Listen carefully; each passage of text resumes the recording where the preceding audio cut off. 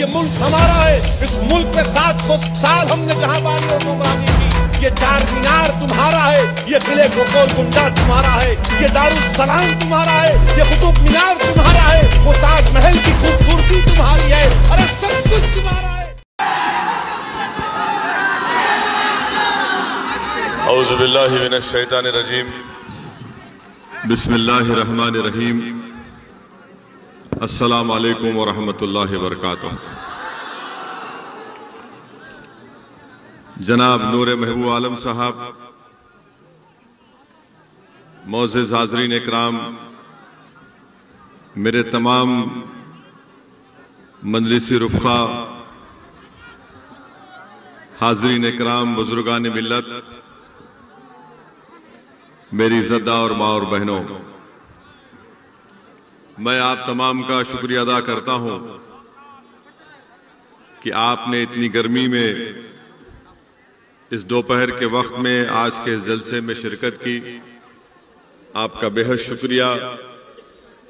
और मैं आपको ये बात बताने के लिए भी आया हूँ कि इंशाअल्लाह ताला मजलिस इत्तेहादुल मुस्लिमीन बंगाल की सरजमीन से अपने सियासी सफ़र का आगाज़ कर रही है और हमको यकीन है कि इंशाअल्लाह ताला आप तमाम की दुआएं, आप तमाम का साथ रहेगा।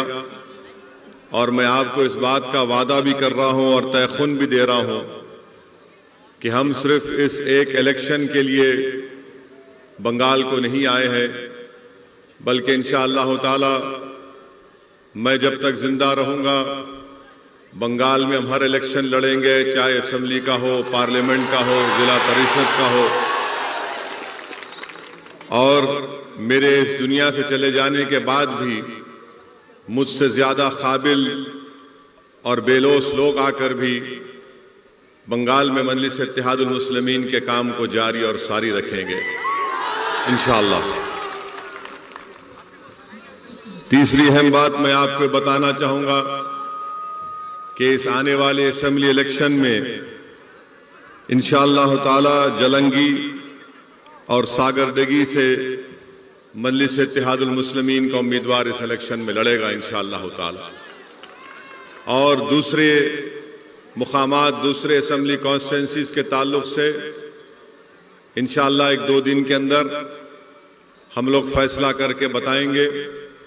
मगर आप मुतमईन रहिए कि बंगाल की सरजमीन पर जो कोई भी इलेक्शन होगा, MIM पार्टी अपना हरा झंडा लेकर इलेक्शन में जरूर लड़ेगी इंशाअल्लाह ताला। मैं हमारे तमाम बंगाल के मेरे मजलिस इत्तेहादुल मुस्लिमीन के तमाम साथियों को, मेंबर्स को उनका शुक्रिया अदा करता हूं कि बड़ी मुसीबत और मुश्किलात का उनको सामना करना पड़ा। कई मर्तबा उनको झूठे मुकदमों में जेल में डाल दिया गया, 2-2 महीने, 3-3 महीने उनको जेल में रहना पड़ा। मगर मैं उनको सलाम करता हूं कि हुकूमत के जुल्म के बावजूद भी वो आज भी मजलिस इत्तेहादुल मुस्लिमीन का परचम उठाकर फख्र से मजलिस का काम कर रहे हैं। मैं साथ ही साथ बंगाल की इस TMC हुकूमत को बताना चाहूंगा कि आपने मजलिस के मेंबर्स के ऊपर जुल्म किया, झूठे केसेस डाले, उनको 2-2 महीने, 3-3 महीने जेल में रखा। मगर TMC को ये बात महसूस कर लेना चाहिए कि अब तो ये तो हमारी शुरुआत है, अभी तो हमारा स्टार्ट हुआ है और स्टार्ट में ही TMC की नींद हराम हो चुकी है। इंशाअल्लाह ताला यकीनन हमको और आपको मिलकर मेहनत करना है, जुस्तजू करना है और हमको हालात से नाउम्मीद नहीं होना है। मैं साथ ही साथ आपको ये भी बताना चाहूंगा कि मैं जब यहां पर आ रहा था तो मुझे कई लोग फोन के जरिए, ईमेल के जरिए ये बोले कि असदुद्दीन ओवैसी आप मत जाइए, आपके जाने से हालात खराब हो जाएंगे, आप क्यों जाना चाहती हैं, आप मत जाइए। एक बहुत बड़े बिजनेसमैन हैं, उनका कारोबार ऑस्ट्रेलिया में भी है। वो दिल्ली में मेरे से मुलाकात करके बोले कि आप क्या चाहते हैं। मैंने कहा क्या मतलब है आपका, आप क्या चाहते हैं। बोले नहीं, आप इलेक्शन मत लड़ीजिए और बात कर लीजिए। मैंने कहा कि देखिए भाई, अल्लाह का दिया मेरे पास बहुत है, मुझे किसी चीज की जरूरत नहीं है, मगर आप जो नीयत लेकर यहां पर आए हैं, आप वो अल्फाज अपनी जबान से अदा मत करिए। बहुत से लोगों ने बहुत कुछ बातें कही और मेरे आने से पहले ही मुख्यमंत्री ममता बनर्जी ने कह दिया कि ओवैसी एक्सट्रीमिस्ट है। कल मुझे हमारे महबूब आलम वीडियो दिखा रहे थे कि मुख्यमंत्री ममता बनर्जी ने कहा कि असदुद्दीन ओवैसी गद्दार है, गद्दार का साथ मत दो, ये वोट काटने आए हैं, इनको पैसे मिले हैं। मैं बंगाल के मुख्यमंत्री से यह कहना चाहूंगा कि आप जो कुछ कहना चाहते कह लो मेरे को, मुझे इसका कोई फर्क पड़ने वाला नहीं है। हम मुख्यमंत्री साहिबा को यह बताना चाहेंगे कि ममता बनर्जी, मेरी इज्जत और जिल्लत का देने वाला अल्लाह है, आप नहीं दे सकते मुझे। आप जो कुछ बोलना चाहते बोलो आप, मैं सुनने तैयार हूं, मगर एक बात आपको याद रखना पड़ेगा कि शायद आपको अपनी जिंदगी में असदुद्दीन ओवैसी जैसे अपोजिशन लीडर का मुकाबला नहीं हुआ होगा अभी तक। हम लड़ेंगे, ये हमारा जमहूरी हक है, डेमोक्रेटिक राइट है, और हम आगे बढ़ेंगे इंशाअल्लाह ताला। दूसरी बात यह है कि कोई यहां पर कहते कि लेफ्ट और कांग्रेस वाले बोलते हैं क्यों असदुद्दीन ओवैसी आ रहे। टीएमसी, कांग्रेस, बाम और बीजेपी, ये चारों मेरे बारे में एक बात जरूर कहते हैं, ये चारों एक बात पे मुत्तफिक हैं। कांग्रेस भी वही बात, लेफ्ट भी वही बात कि आप यहां पर क्यों आकर वोट को काटते हैं।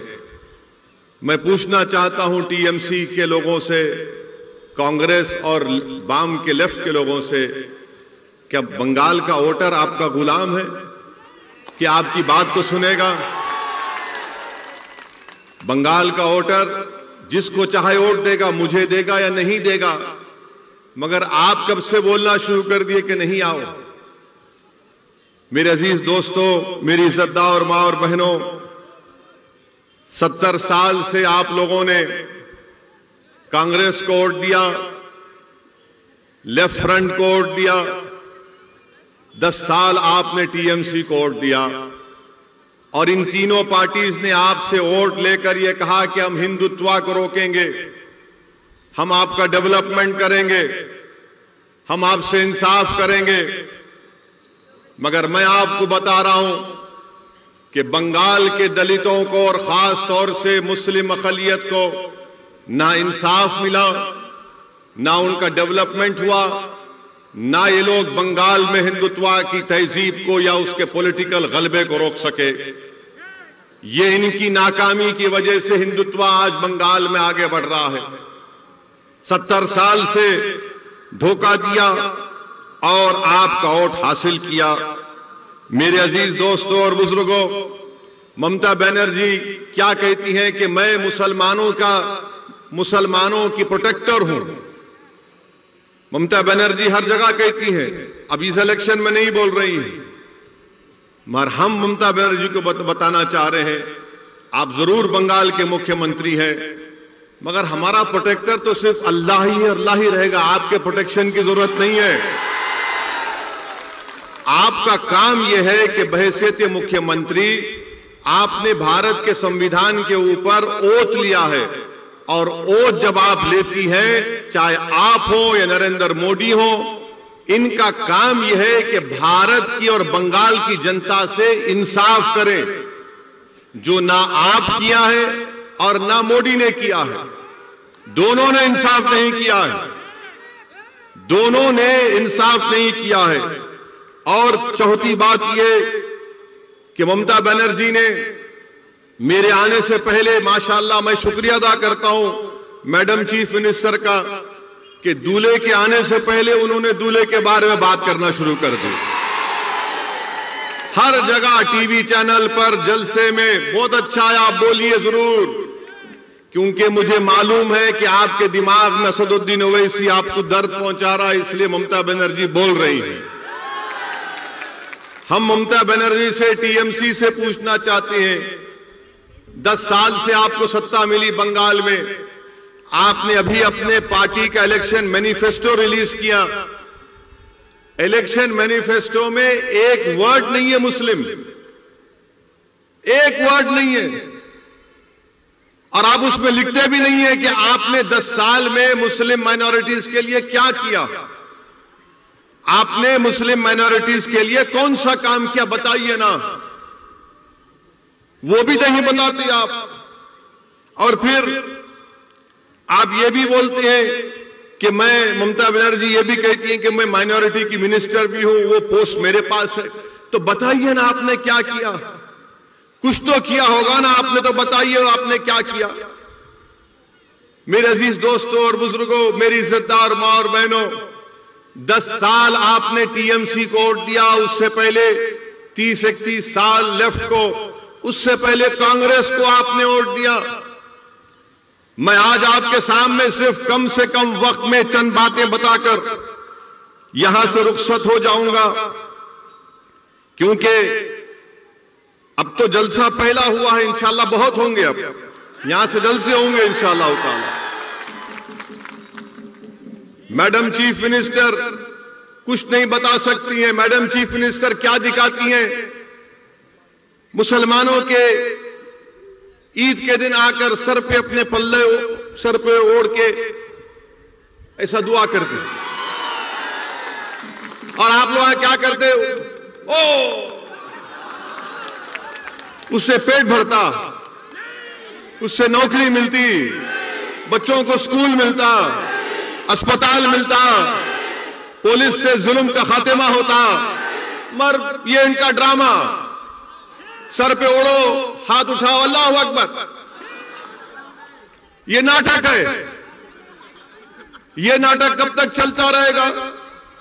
अच्छा, अब आप खुद, मैं आपको बता रहा हूं, मैं ममता बनर्जी से, चीफ मिनिस्टर बंगाल से, ये लेफ्ट फ्रंट के लोगों से, और कांग्रेस, ये लेफ्ट फ्रंट कांग्रेस तो इनका आखिरी इलेक्शन है, इसके बाद खत्म ही हो जाने वाले हैं, नहीं रहने वाले हैं। इनसे मैं पूछना चाह रहा हूं, बंगाल में आप ये बताइए कि क्या ये बात सच नहीं है कि बंगाल में 15% मुसलमान बच्चे जिनकी उम्र 6 साल और 14 साल की है, वो स्कूल के बाहर हैं। 6 और 14 साल की उम्र के बच्चे 15% स्कूल के बाहर हैं। क्यों नहीं डाले उनको स्कूल में? आप, मैं रोका था क्या आपको? ठीक है, मैं गद्दार हूं, चलिए मान लिया मैं गद्दार हूं, मैं सब कुछ हूं, मगर आप स्कूल में क्यों नहीं, स्कूल नहीं बनाए? ये गवर्नमेंट का डेटा है, मेरा नहीं है। 6 और 14 साल की उम्र के 15% मुस्लिम बच्चे स्कूल के बाहर हैं। आपको मालूम, यूपी और बिहार के बाद सबसे ज्यादा मुसलमान बच्चे आउट ऑफ स्कूल कहां पर है? बंगाल में। बंगाल में ये क्यों नहीं किया आपने? मैं रोका क्या आपको? आप स्कूल खोल देते। 30 साल लेफ्ट की हुकूमत, उससे पहले कांग्रेस की हुकूमत, 10 साल से टीएमसी की सरकार, किसने रोका था आपको स्कूल खोलने से? क्या यह बात सच नहीं है कि जितने सेकेंडरी और हायर स्कूल हैं वो मुर्शिदाबाद में, मालदा में, दिनाजपुर में नहीं है? क्यों नहीं है? क्योंकि यहां पर बड़ी तादाद में मुस्लिम माइनॉरिटी रहती है। कहां पर? ये स्कूल ज्यादा है दार्जिलिंग में है, बंकुरा में है।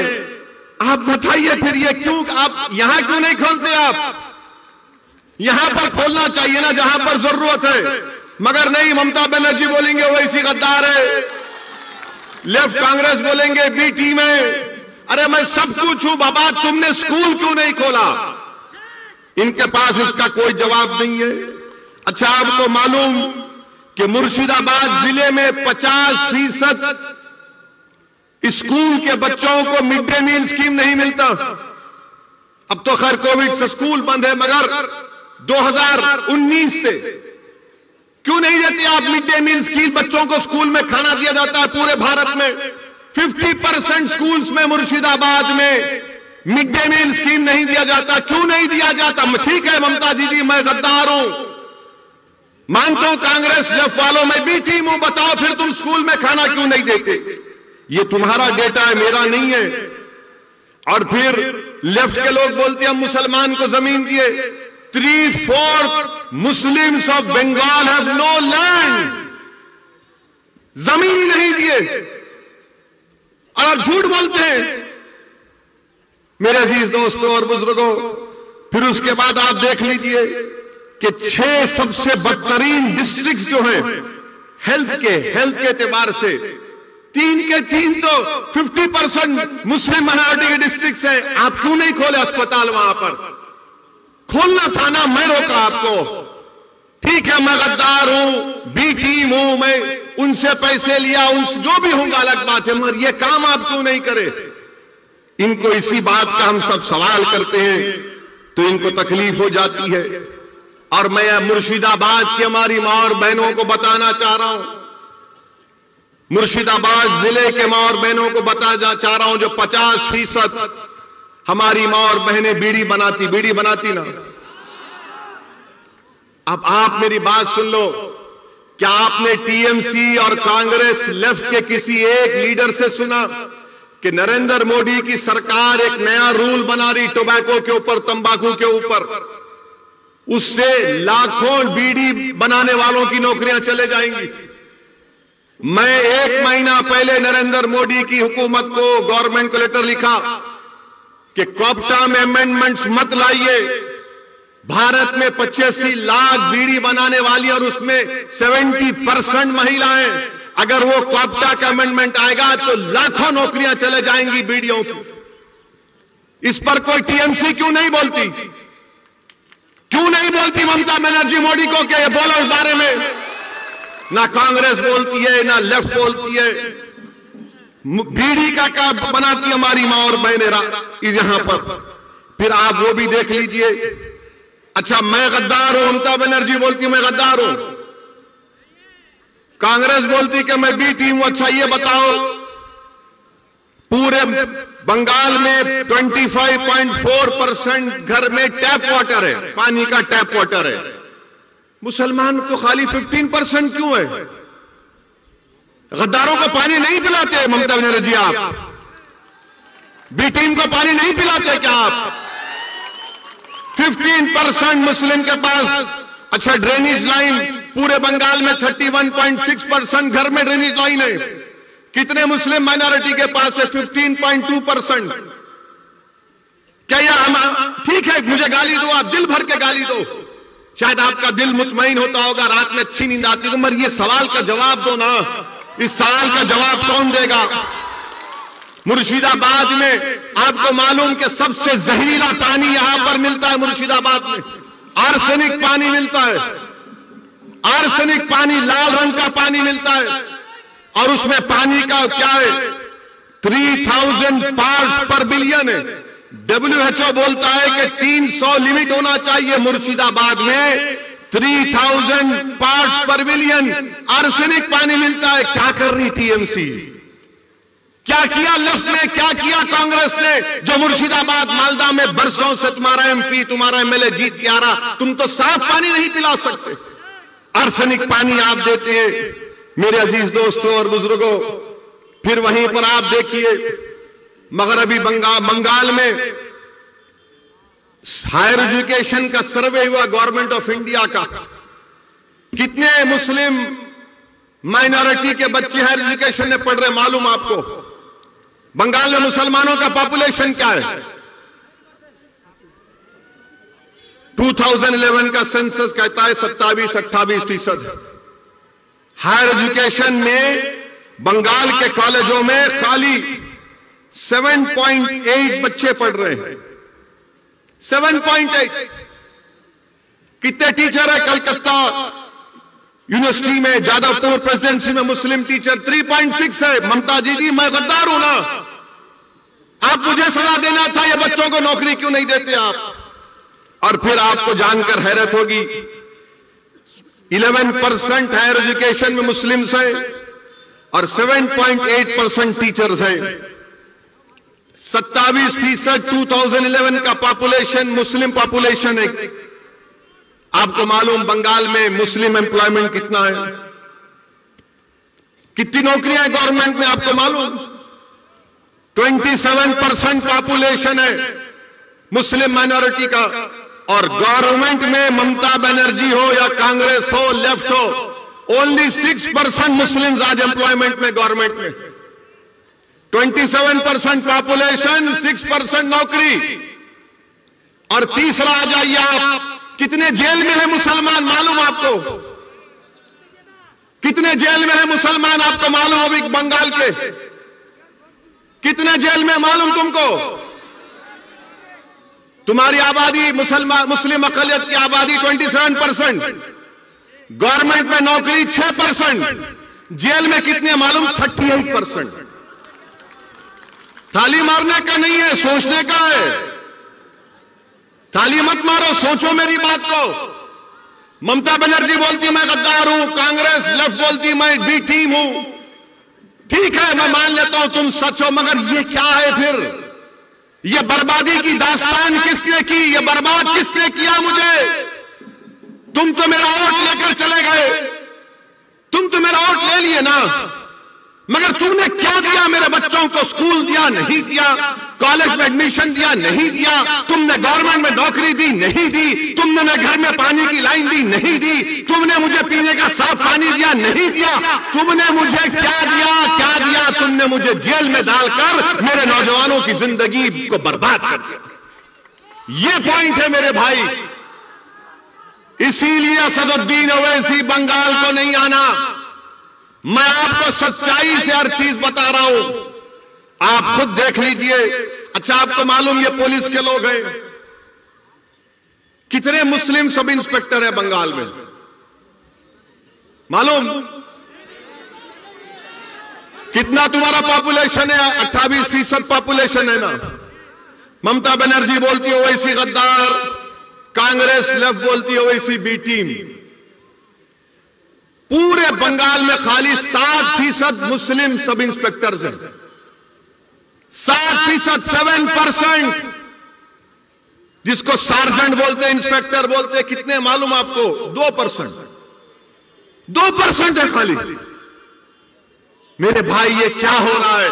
अच्छा, सोने पे सुहागा ये कि बंगाल की असेंबली में 294 असेंबली सीट्स में 59 कितने? साबिर 59 है मुस्लिम एमएलए, 59 मुस्लिम है, जिसमें से ममता बनर्जी के 32 हैं।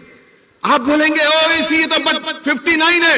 मेरे भाई 59 की अहमियत नहीं है।